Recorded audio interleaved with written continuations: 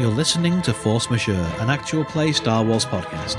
My name is Adam and I'm your host, and today's episode will be brought to you after these words from our sponsors.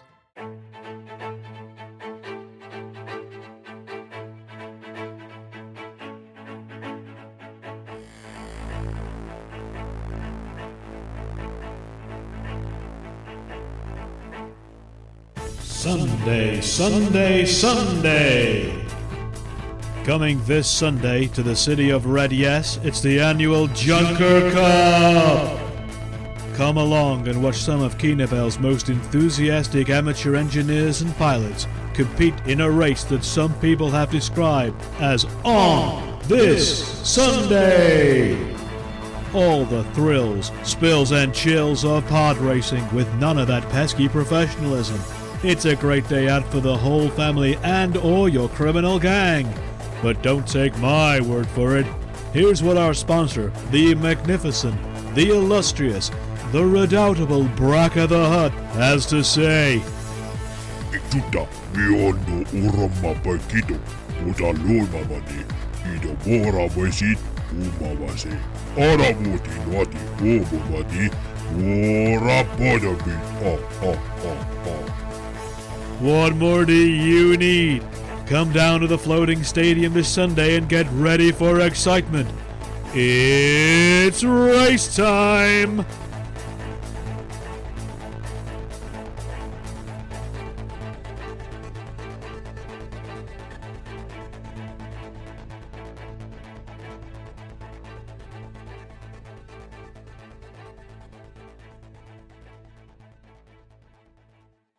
Hi, I'm Mikey. I'm here to give you episode 2 of Tiny Tikus 2, Too Tiny Two Tikus. And to do so, I need some, as Ed says, lovely players. And I would like to introduce them to you now, or at least ask them to introduce themselves. And we'll start with Rob. Hi, I'm Rob. I'm returning to the Adventures of Tikus as Drenzo Ness, the littlest Mandalorian. Hi, I'm Lou. I'm playing Rissik, the slightly scaredy Trandoshan. Hi, I'm Mim. I'm playing Roy, the babysitter battle droid. My name is Adam and I am playing the titular Tikus, who is also titularly tiny. We open this episode at the start of the annual Red Yes Junker Cup. The crowd has gathered outside the city to cheer on their favourite racer.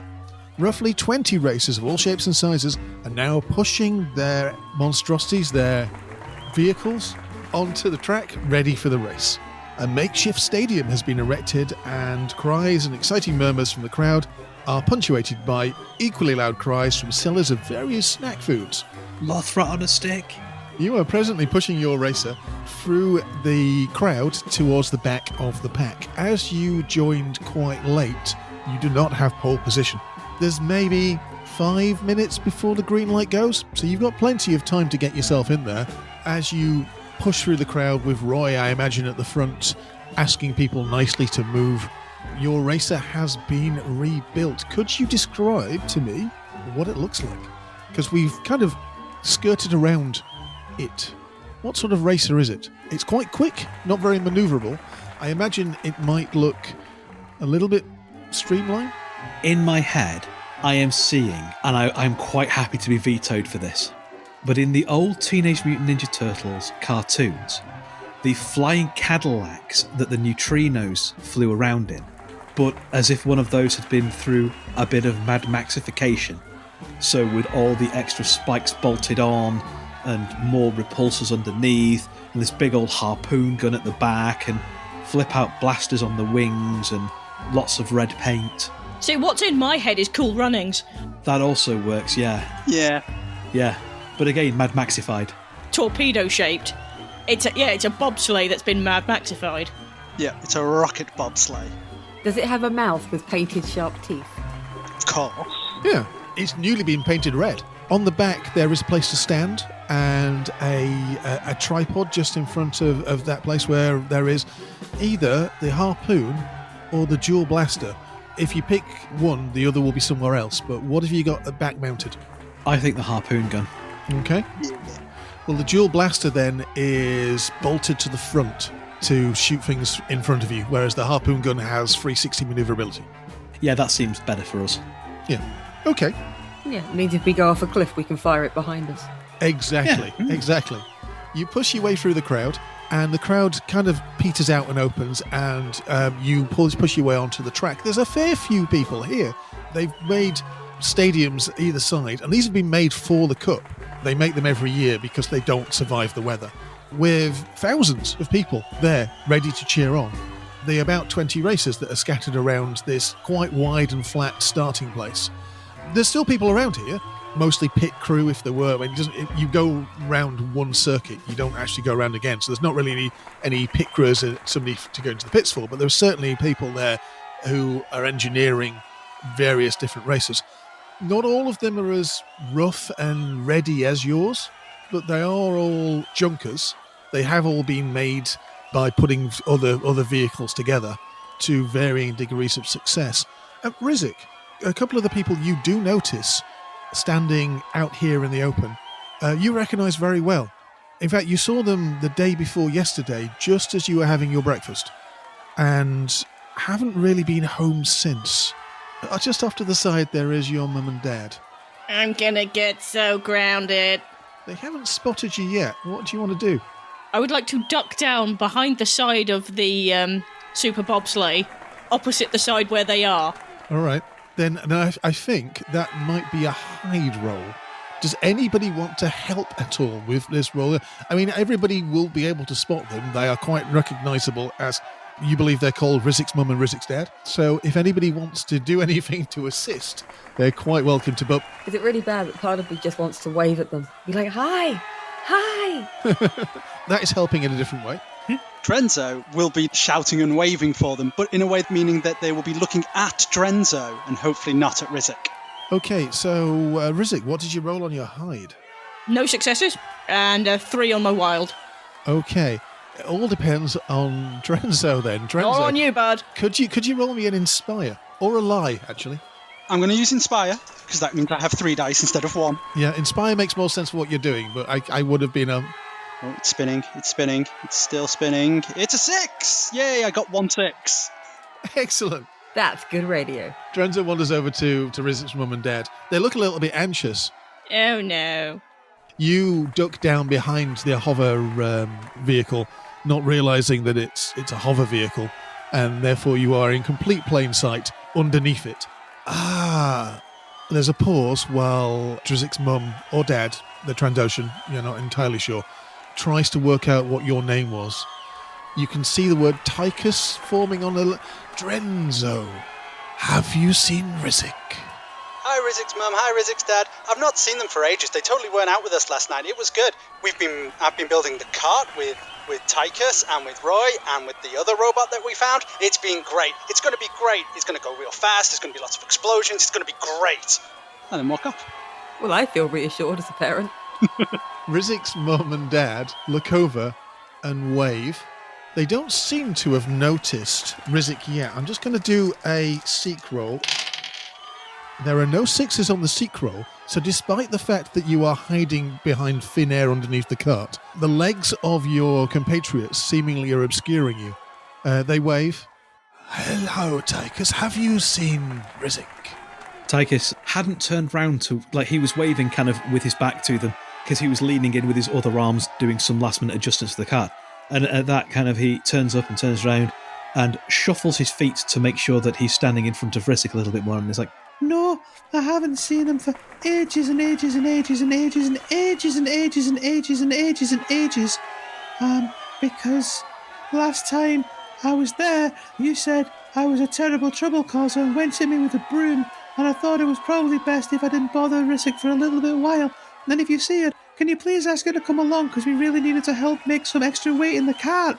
We need her ballast powers, and the fact that she's the best pilot we've ever met, and the best pilot I'm sure I ever will meet in my entire life, and she could totally win like 12,000 pod races if that's what she wanted to do.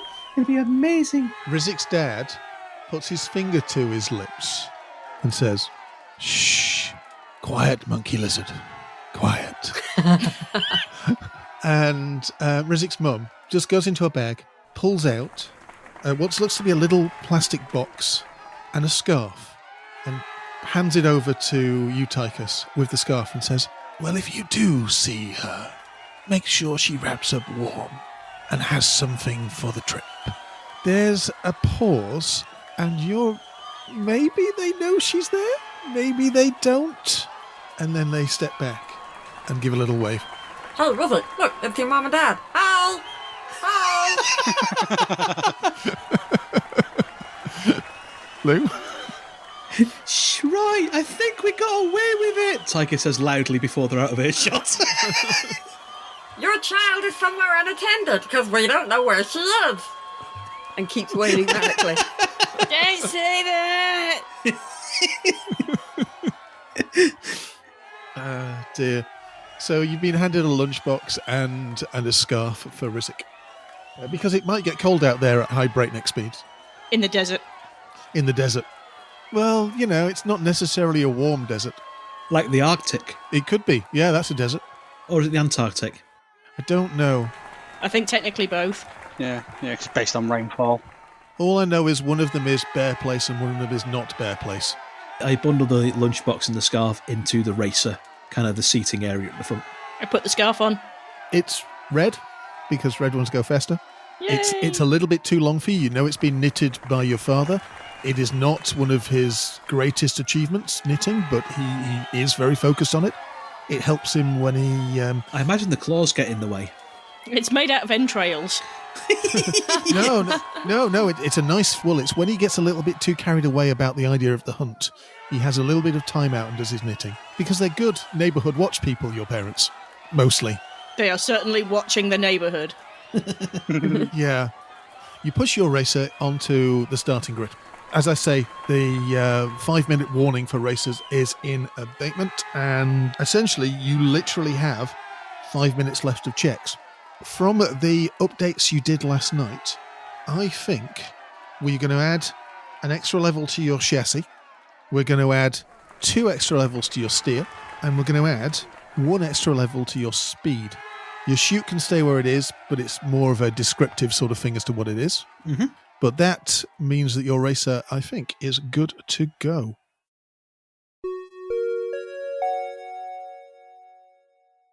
Welcome to the annual Red Yes Junker Cup. We've got all comers hit the city of Red Yes today to prove their mettle and see who would be victorious.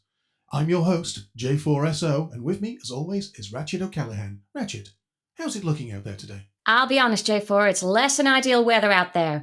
We can expect sandstorms coming in, but race sponsor Brakka the Hut has insisted the race go ahead as planned. Well, let's hope the illustrious Brakka knows what he's talking about. Let's have a look at our lineup, shall we?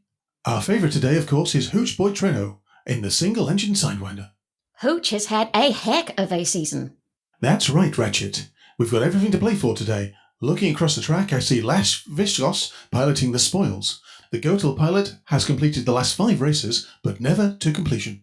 Next, I see Spilljack in the Spilljack Express. Spilljack is the first and only Elon racer on the circuit. Let's see how he does in his first race of the season.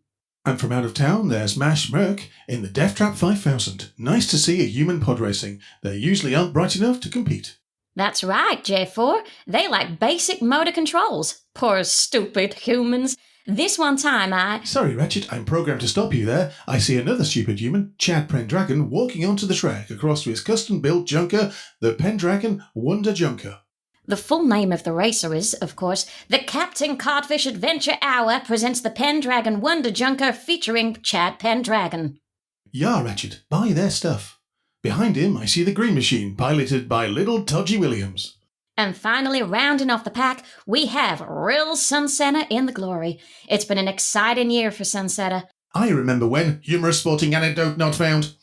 Sorry, J4, it looks like Brakka's gotten bored. I see the flag. I think we are ready to go. Yep, there's the tone. It's race time! The tone goes down.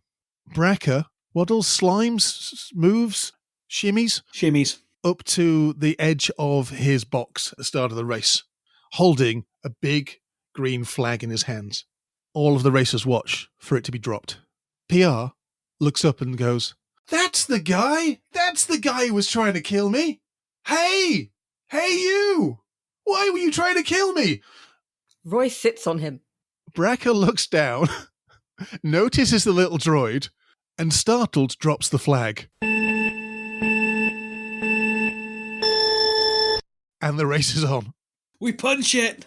The race starts with acceleration. I need somebody who's in the driving seat. Is Rissik in the driving seat? I think they've put me in the driving seat. Yeah. I need you to roll me a...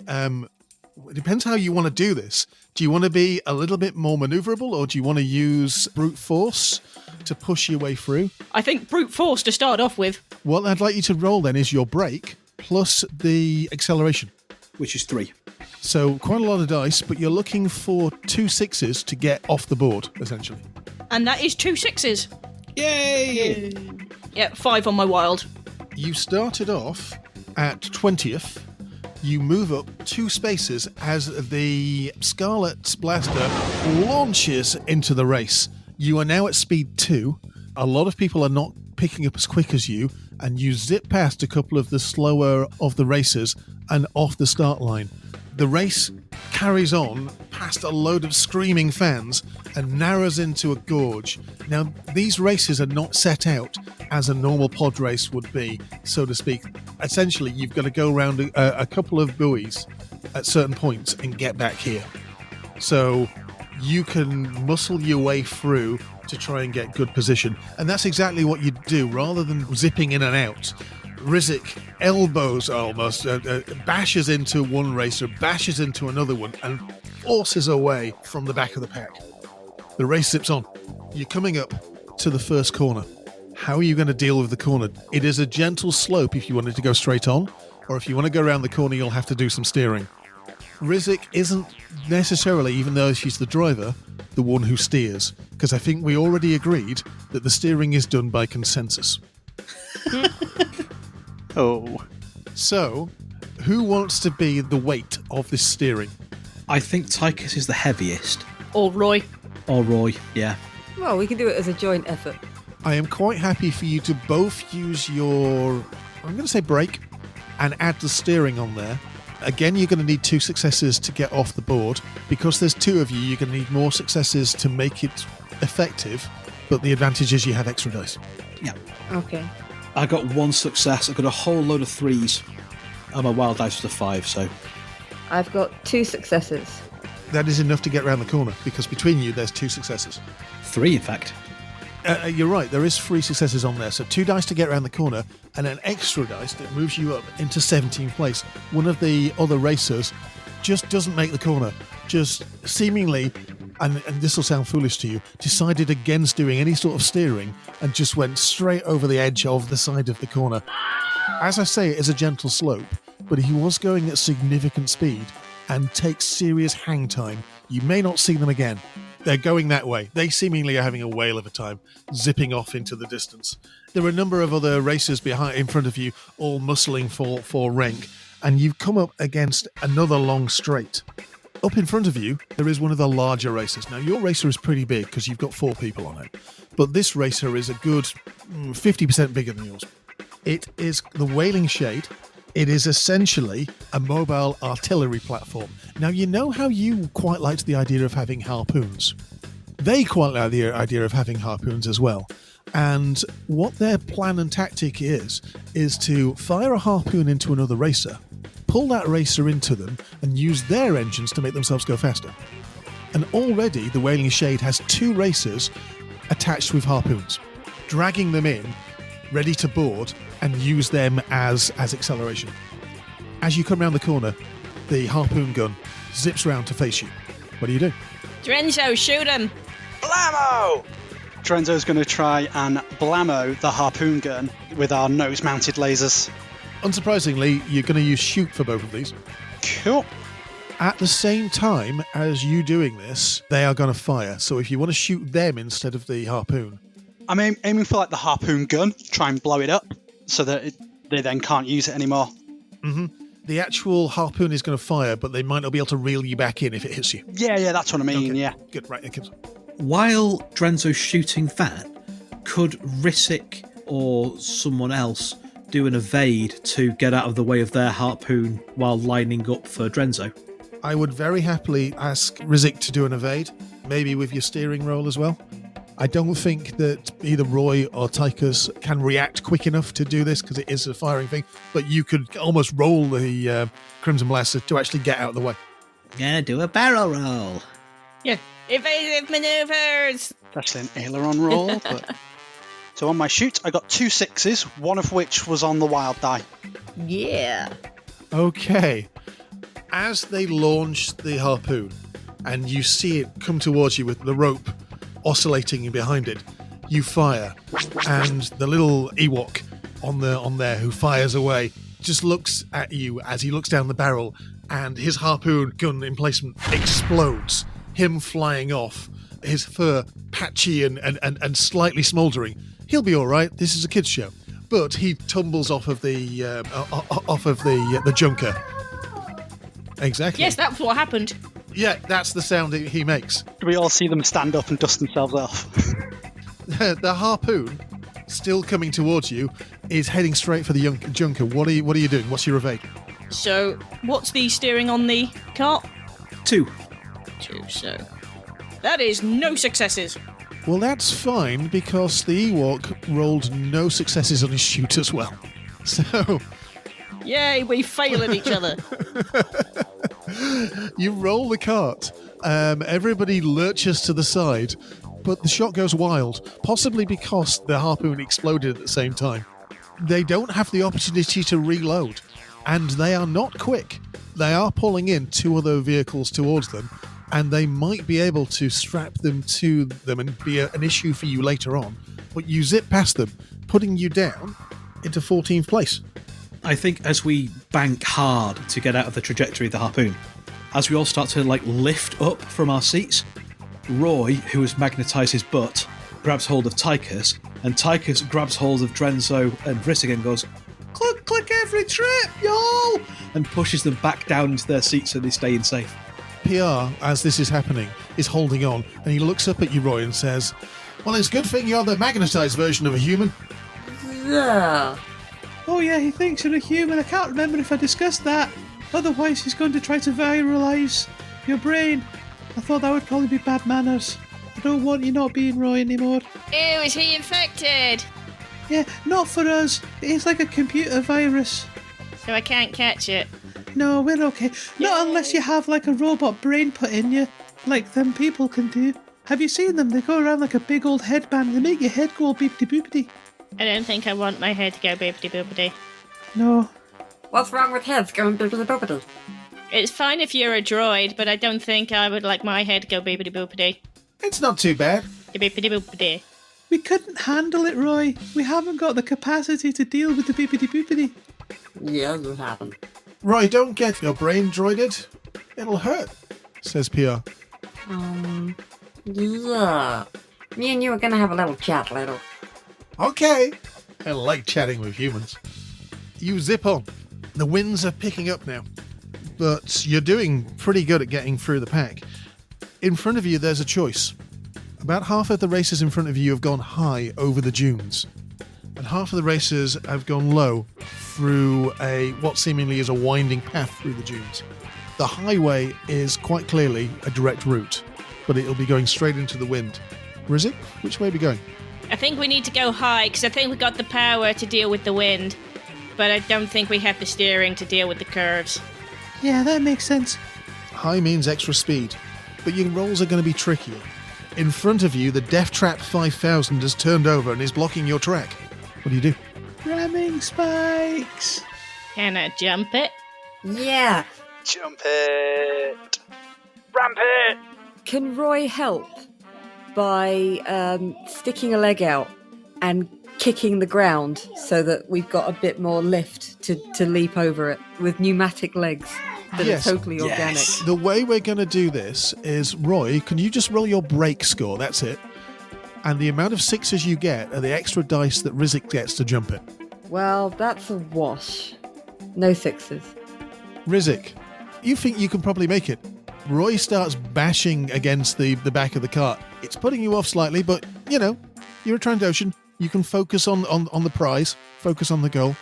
How are you going to do this? What are you going to do to get yourself into the air? So what I'm going to try to do, because you said this is over dunes, Yeah. so I want to, even if I have to go off to the side a bit, to find a dune that, can give us a bit of lift. Yeah. All right. So I would like to roll Seek, because I'm looking for the best way of doing this to get airborne. Good call. Nice. So is it just Seek, or is there anything else in that? No. You can add in your a roll from the Junker as well. So I think Seek and probably also acceleration. Our acceleration's 3. That is 3 successes with a 6 on the wild die. Yes! Okay, so first things first, you make it over the Death Trap 5000 with no problem whatsoever.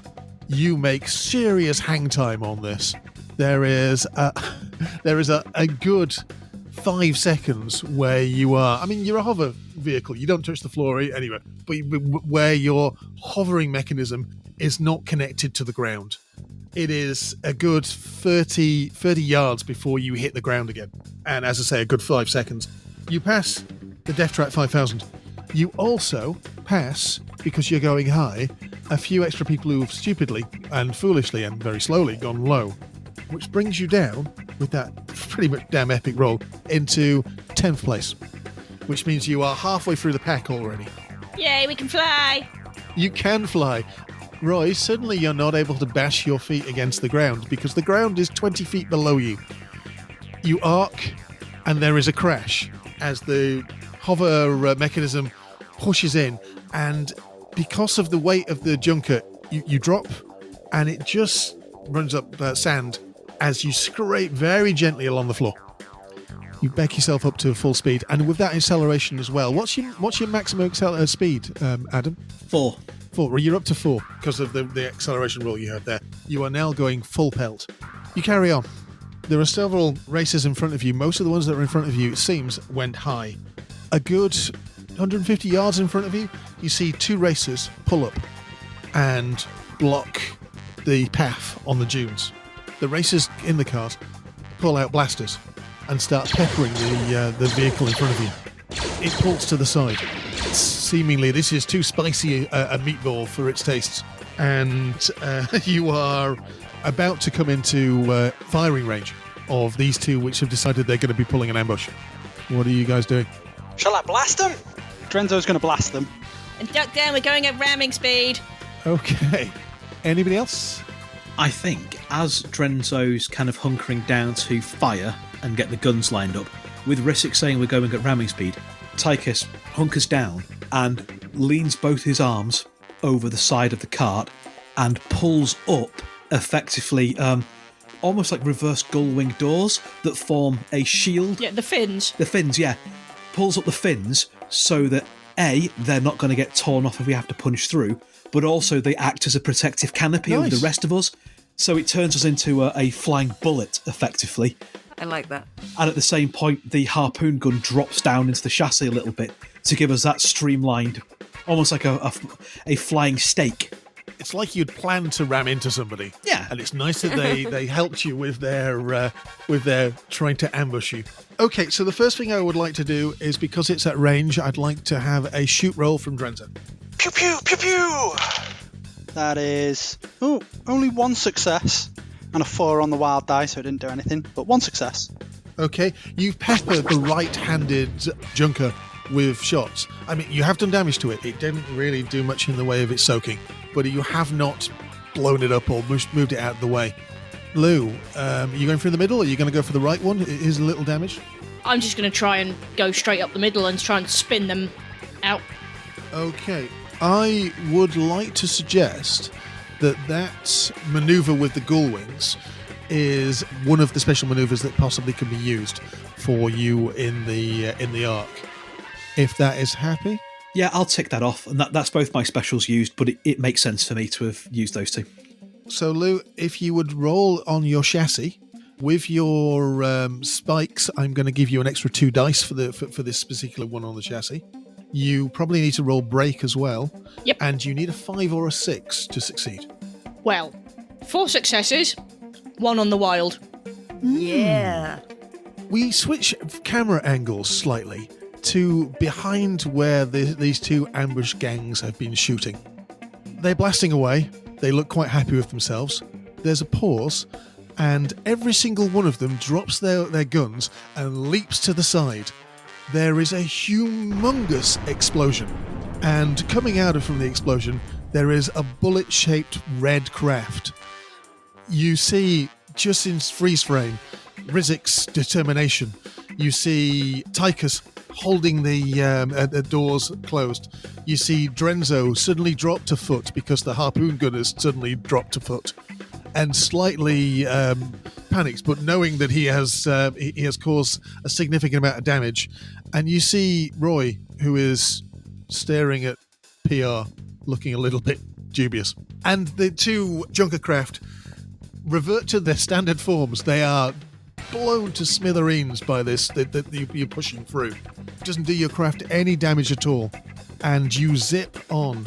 You've just passed 3, including the one that was stopped before, 3 in total Junkers. You are in 7th place, and you are well away. The track drops down into the dunes again now. Just in front of you is a tacky-looking, looks to be professionally made Junker. It's all in white. There's gold trim.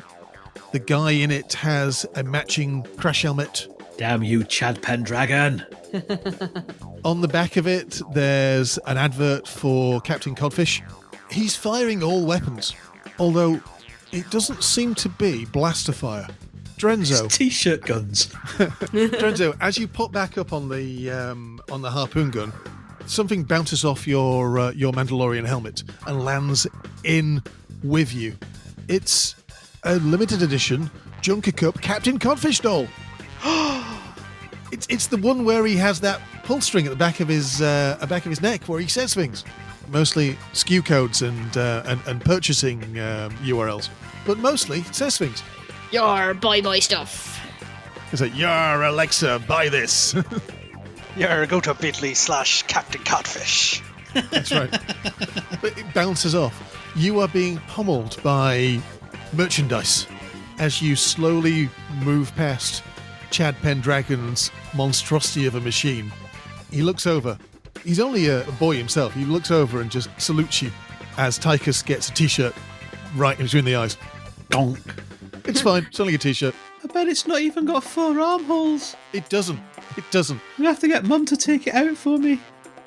Dear. You can quite happily pass the Captain Codfish Adventure Half Hour presents Pendragon Wonder Junker featuring Chad Pendragon without any sort of issue, if you wish. Can we go alongside it just for a little bit longer so we can get more merch? Yeah, slow down a little bit just so, we can fill up our Junker with merch. Can Roy kind of reach out with a piece of paper and try and get his autograph as we drive by? Yes! That you can. I would like a steering roll. Well, probably from Roy, because he's leaning. Rissik, I got an idea. I need to get close. I'll slow down a little bit. Hopefully we can, circle him once just to, get as much stuff as possible before shooting off again into the desert. So what do you want me to roll? Steering? I'd like a steering roll, yes, please. I think because it's your weight, it's going to be brake again. Shoot is also used for gauging distances, figuring out trajectories. Yeah, I'm happy with shoot as well, but I think they're probably both the same. Actually, brake is slightly better than my shoot. If you use your brake, then you'll definitely get closer to him, but there's probably going to be a thunk as you push the craft together. If you use your shoot, it's going to be less of a roll, obviously, but there's going to be less of a chance of crunching into it. Okay, I will use my shoot to try and lean across vaguely safely. Whilst you're... Well, the kid's a big fan. That's a really little optimism. What's his name? Royal. Just got 1 success, I'm afraid. That's fine. That is fine. You were on shoot, were you, or brake? That was shoot. Oh, right, okay, so you don't crunch into him. But you do get the vehicle a little bit closer. He seems a bit blustered for a second, takes off his helmet, puts it to the side, and says, of course, who am I signing it to? As we kind of swerve around a bit, going, oh, it's a bar. B-O-R. To Bar. My favourite little buddy. He's about maybe 3 years older than you. Chad Pendragon. Thanks for the really middle afternoon. Good luck with the race. Bye. Because you've distracted him like that, you do pass him. You are now in 6th place. Chad Pendragon continues on, firing T-shirts at anybody who comes close enough to him. You come into a straight, or mostly it's a straight. It's a tunnel, a very long straight tunnel, which seemed to have been made by some form of giant worm creature. Everybody seems to go down it. There are a number of different offshoots to this tunnel. Do you want to go down the centre one? The Copper Web gang, piloting the Spider, have gone down the right one. They seem to know where they're going. Yeah, but they're also weird. They are weird and a little bit creepy. Yeah, I don't want to get stuck down a dark hole with them. Straight down the middle. Okay, I would like you to roll me, because it's a straight roll, I would like you to roll me a speed roll, please, Rissik. And seek. Seek, yes, would be good. Because whilst you don't want to follow the Copperwed gang, if there is some way of getting round people, then go for it. And literally, you get 2 successes, you don't lose any positions, you get any more than that, and you're going to pass people. Well, I got 1 success, so neither of those things happen. I was going to say, could we use the little droid to give us a speed boost or anything? Because it's on a flat, so this is a good time to use it. Yeah, how does that happen? You want to clamp them onto the back and just boost? Yeah. I mean, literally, just dunk him on the back, grab his hands, pin him to the back and go, push! PR looks up at you and goes, helping! So that's 1 success from there.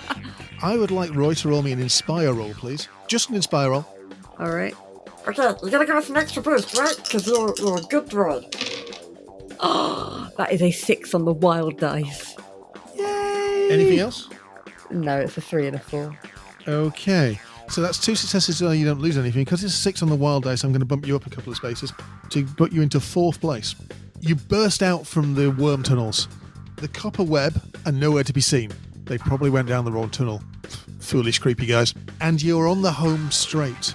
I say the home straight, you're still a couple of miles away from Red Yes, but you've certainly gone through most of the trials and tribulations. Behind you, dropping down from above this network of tunnels from the top of the dune, drops 2 vehicles. They are not junkers. They are speeder bikes. And on them, you can quite clearly see, I think if you were to describe them, Brakka's goons. You are strafed by plasma fire. That's not nice to do. Clearly, they're here for the droid, and they don't care who they need to kill to get him. I'm going to pull him back into the racer. And I think, with blaster fire firing across you, and you so close to getting into the top 3 of the Junker Cup, we're going to leave it there and come back to this next time. But wait, before we leave you, this episode's patron is Pat Grogan. Pat is a recent comer to the show and has managed to binge from start to finish in about 6 months. And that is the kind of dedication that we like to see around here on Force Majeure. Get your teeth really sunk into it, get yourself up to date and join in the fun and the discussion. Pat has also said some extremely kind things about us and is currently trying to convince his table to jump ship from 5th Ed D&D to the Star Wars FFG system. Good luck, Pat, and if you need a hand, just give us a shout. Thank you very much for backing the show. We really appreciate it as always. I'm really glad to have you here, and we will see you, and indeed all of you, next time.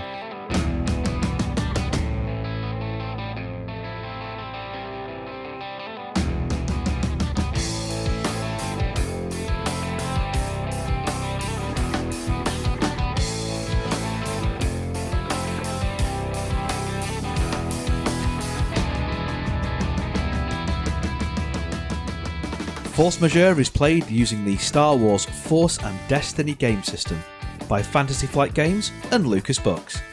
Our intro music for this season is Unholy Night by Kevin MacLeod, and our outro music remains Suburban Outlaw by Forget the Whale, both used with gratitude under the Creative Commons license.